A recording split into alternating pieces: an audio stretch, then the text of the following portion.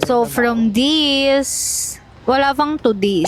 So, ayan lang naman yung bahay ni mama, ganyang kaliit. And, ipapa-renovate natin to, guys. So, ito yung day 1 namin dito. As you can see, super kalat pa kasi kakaumpisa pa lang nila dito. And, syempre, hindi tayo makakakilos kung walang mga gamit na gagamitin dito sa loob. So, same day nga, guys, pumunta kami dito sa Home Depot. Ewan ko ba, tama ba yung pagkakabigkas ko? Kasi first time namin actually pumunta dito. So, ayun nga, kasama ko si Love and of course, yung gumagawa dun sa bahay ni mama.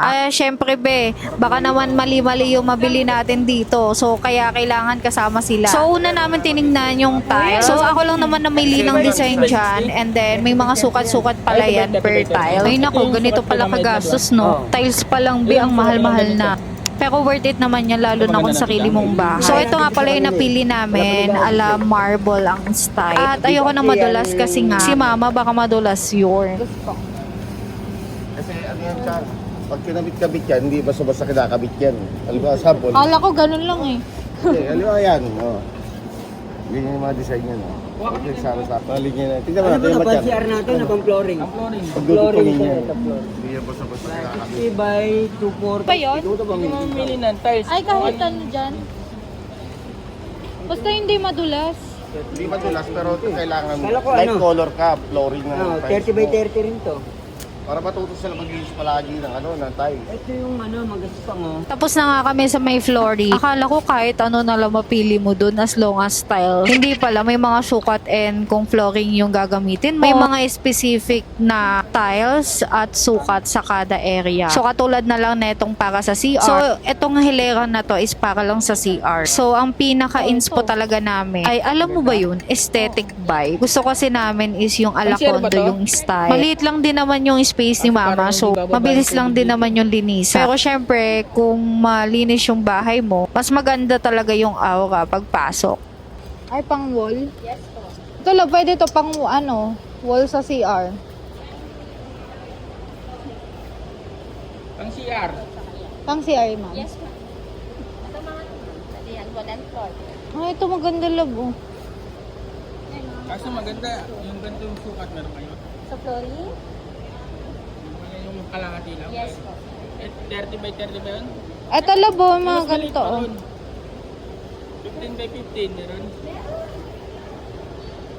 So, andito naman kami sa tile, which is pang CR siya, guys. So, alam nyo naman kapag pang CR, mas okay yung bibilin nyo yung hindi madulas. So, ito yung mga style na meron sila. At madami ka talagang pagpipilian. So, super laki ba naman dito? As in, malilito ka, lalo na kung wala ka talagang designer ng bahay mo. Pero much better kung meron kayong designer para mas alam nyo yung pinaka-inspo ng inyong bahay. So, since kay mama kasi maliit lang, kami na lang nagpagawa. And also, aesthetic vibes lang naman yung gusto ko. And puro tiles lang naman and lalagyan namin ng mga pang necessary na sa pinakaloob ng bahay niya. So, since tumatanda na kasi si mama, so kailangan na niya ng komportableng higaan at tulugan, syempre, at the same time, yung hindi siya nai-store. Paano ba naman yung nanay ko kung saan sa nakikitulog, kundi sa amin ni Lablab, doon sa bahay nila Ate Dang, sa bahay ng mga anak niya, which is okay lang, kaso nga lang, syempre, may kanya-kanya ng buhay, may sarili-sarili ng pamilya. And actually, wala na talaga siyang matulugan. Eh, paano ba naman, guys? Puro damit niya yung laman ng bahay niya. So, sa dami ng laman ng bahay niya na damit,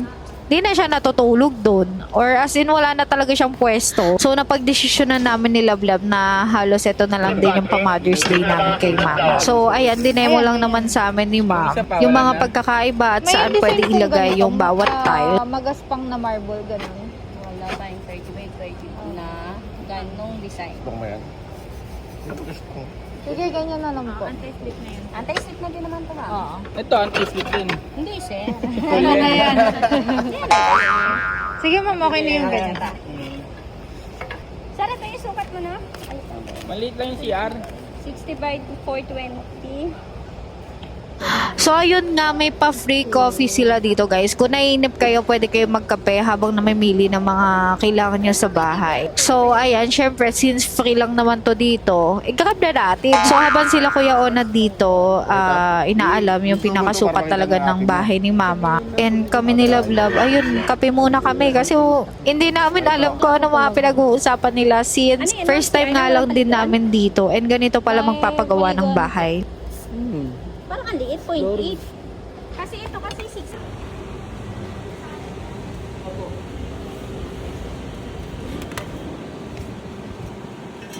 Lang. Parehas mo na lang regular kasi Pag ganito, So, tapos na tayo sa tiles. Dito naman tayo sa magiging lababo ng mama ko. So, much better kung maliit lang. Hindi na kasi kakayanin yung malaking bowl. Nakita nyo naman, super liit lang talaga. So, halos hindi naman naabutin yun ng 10 square meter. At saka, ang maganda dito sa Home Depot, all-in-one na talaga. Once nandito ka sa mga lababo, all-in na nilang ino-offer yung mga magiging kasama sa lababo. Like, for example, itong mga pang tubig. May iba't iba silang style dito. And of course, nagsasuggest sila kung ano yung mas maganda. So, ito nga pala yung mga sample na mga pwedeng pang lababo. So, ayan, mamimili na lang kayo dyan. Merong mga stainless and meron din naman yung mga pang aesthetic. So, alam nyo naman, aesthetic dapat. So, ang napili ko dyan, itong kulay black because black is everything. So, yung shower din pala ni Mama, dito din pala namin nabili banda. All-in-one nga dito sa Home Depot. Baka naman. gusto ko aesthetic.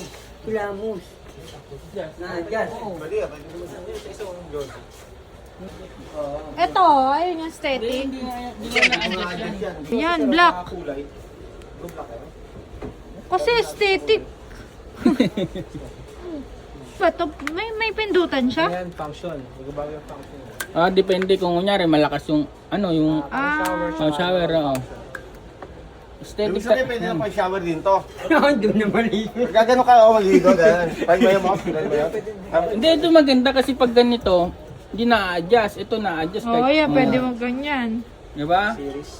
Ito, wala na. Fix na to eh. Yun na lang. Hindi na babakbak yan.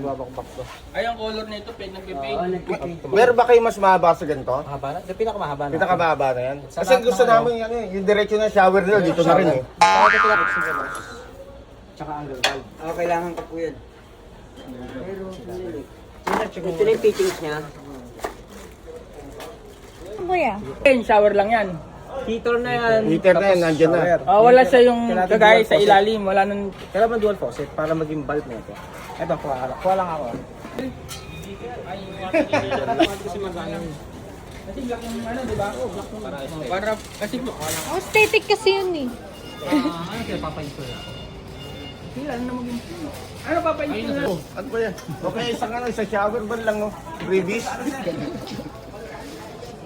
So, tapos na kami sa CR ni Mama at the same time yung lababo. So, dito naman tayo sa pintura or yung pinaka magiging highlight ng bahay ni Mama. So, since aesthetic ang tema natin, mas maganda talaga yung mga light color when it comes sa mga wall. At the same time, ang pangit kasi ng mga dark, lalo na kung super kulob ng isang bahay. So, ang napili nga namin dito is Boysen. Napakadaming brand ng pintura dito, pero suggest nga ng aming nagagawa ng bahay or yung kwarto ni Mama is Boysen daw. So, sige, wala naman akong alam dyan. So, dito naman tayo sa ilaw. Syempre, anin mo yung pintura kung wala namang ilaw yung bahay. So, ayan nga, since aesthetic nga or condo style yung gusto namin sa bahay ni Mama.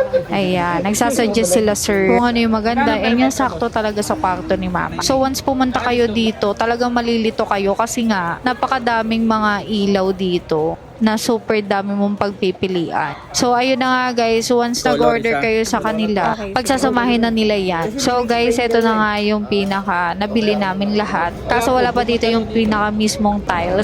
So, ayan guys. Yun lang for today's video. Ang sakit naman for only 24K plus. So, hindi lang yan 24K guys. Inabot na din kami ng 30K charge. So, okay lang yan kasi bahay naman ni Mama. So, medyo naiinip ako kasi nga yung tiles is inaasikaso pa. Akyat muna tayo sa kanilang second floor. So, dito nga sa second floor, check natin kung ano yung mga meron. First time ko makapunta dito, guys. Sakit pala sa bulsa pag nagpa-ano ka ng bahay. Maliit lang naman yung bahay ni Mama. Pero, ayun nga. Siyempre, kahit maliit, dapat maganda. Maghahanap pa ng iba.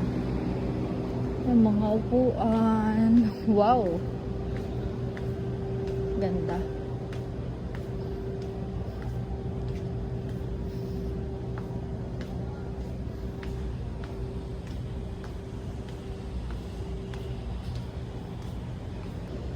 Ayan guys, sa mga ano lang tayo dito. Malay nyo soon, sa amin naman. May mga cabinet din available. Ganda. Double deck. Ang ganda din. Pang maliit talaga na bahay.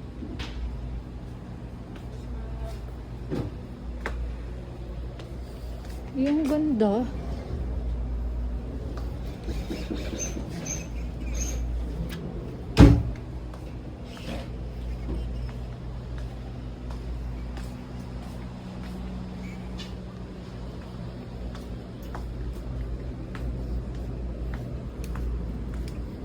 Tingin lang.